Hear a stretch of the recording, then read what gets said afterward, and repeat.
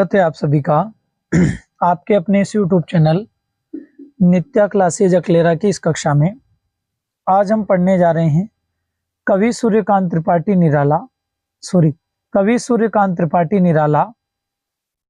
निराला का जीवन परिचय।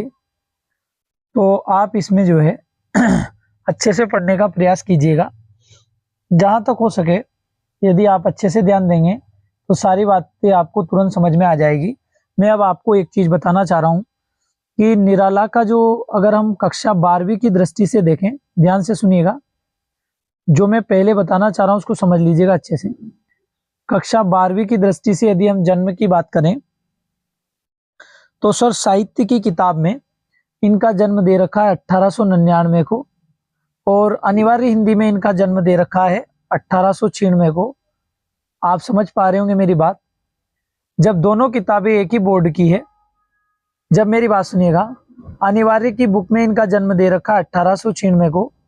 कब दे रखा है? 1896 को।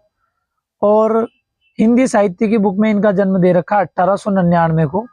कहने का मतलब जब दोनों ही किताबें एक ही बोर्ड की है तो फिर आखिर ये क्यों, मतलब कहने का मतलब गलती क्यों लिख रहे हैं, कोई क्या लिख रहे हैं, कोई क्या लिख रहे हैं। तो इस पे थोड़ा ध्यान दें और अमल करें ढंग से जो है। तो अपन क्या करेंगे कि अपन यहाँ है ना, सन के बजाय इसे ऐसे ही पढ़ते हैं ताकि आप लोगों के कंफ्यूजन पैदा ना हो। तो सुनिएगा ढंग से। कवि सूर्यकांत त्रिपाठी निराला कहते हैं कि कोई जिसको रोक न पाया, पोखर वो नदी नाला था, कि कोई जिसको रोक न पाया पोखर वो नदी नाला था, आओ उसको याद करें हम जिसका नाम निराला था। और निराला की जो रचना है हमारे अनिवार्य के सिलेबस में, उसका नाम है बादल राग। क्या नाम है? बादल राग। करें शुरू। महाकवि तो महाप्राण कवि सूर्यकांत त्रिपाठी निराला का जन्म महिषादल बंगाल में हुआ।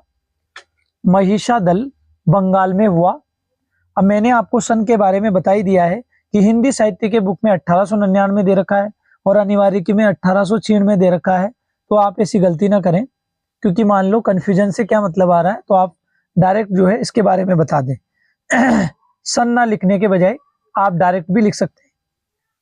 जब निराला 3 वर्ष के थे तब उनकी माता का निधन हो गया। जब निराला 3 वर्ष के थे, जब निराला कितने साल के थे? 3 साल के थे, तो उनकी माता का क्या हो गया था? निधन हो गया था। और इनके पिता की यदि बात करें तो राम सहाय त्रिपाठी नाम था। यदि इनके पिता की बात करें, यदि इनके पिता की बात करें तो राम सहाय, लिखने में नहीं आ रहा है, राम सहाय, पिता का नाम क्या था? राम सहाय त्रिपाठी। ओके। इन्होंने स्कूली शिक्षा अधिक प्राप्त नहीं की, परंतु स्वाध्याय द्वारा अनेक भाषाओं का ज्ञान प्राप्त किया।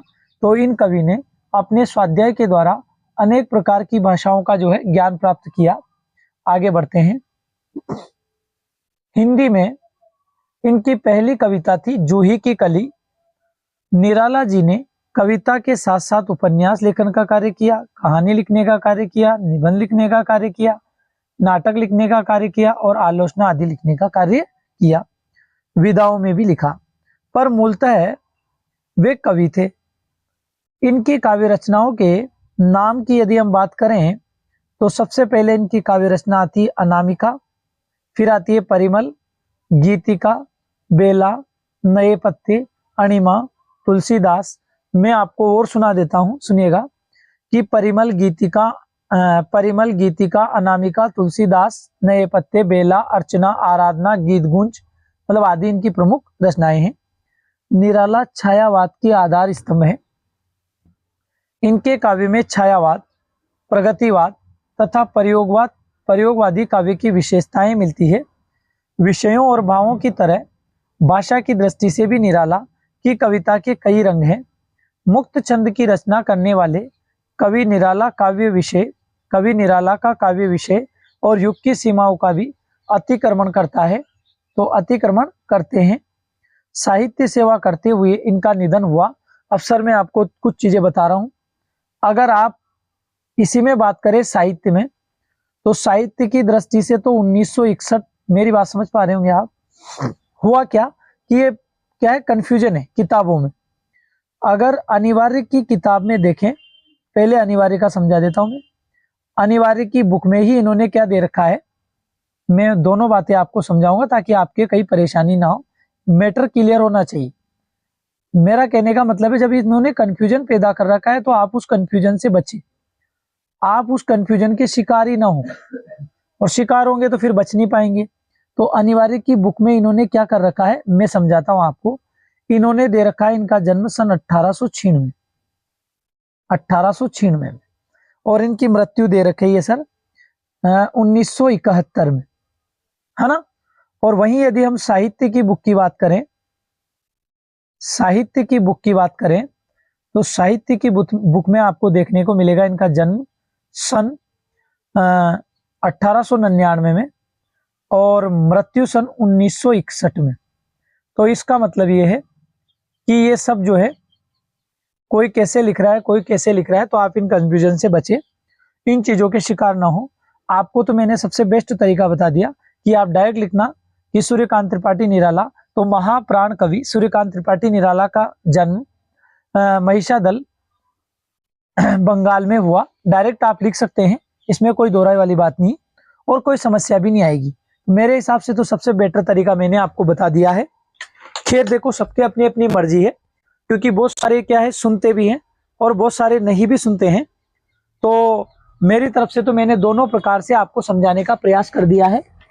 कहीं ऐसा ना हो, बहुत सारे देखो अलग अलग प्रकार की प्रवृत्ति के लोग होते हैं, तो उनको कितना ही समझा दो आप, लेकिन उनके ये बात समझ में नहीं आती है।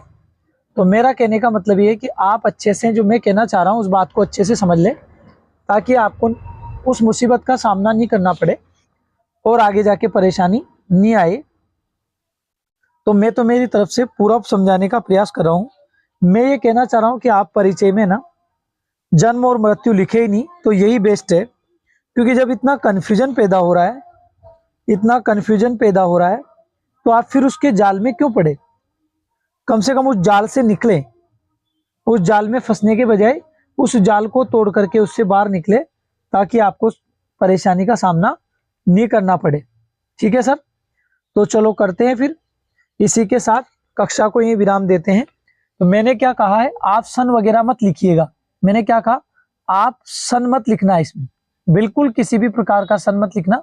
मैंने जिस प्रकार से आपको समझाया है वही सबसे बेटर तरीका है, सबसे बेस्ट है, क्योंकि इसमें दोनों किताबों में है ना कंफ्यूज पैदा होता है, इसलिए ध्यान रखें। ओके सर, बहुत बहुत धन्यवाद। और यदि आपने अभी तक चैनल को लाइक एंड सब्सक्राइब नहीं किया तो एक बार चैनल को लाइक एंड सब्सक्राइब जरूर करें। ओके, बहुत बहुत धन्यवाद। मिलते हैं फिर अगली कक्षा में।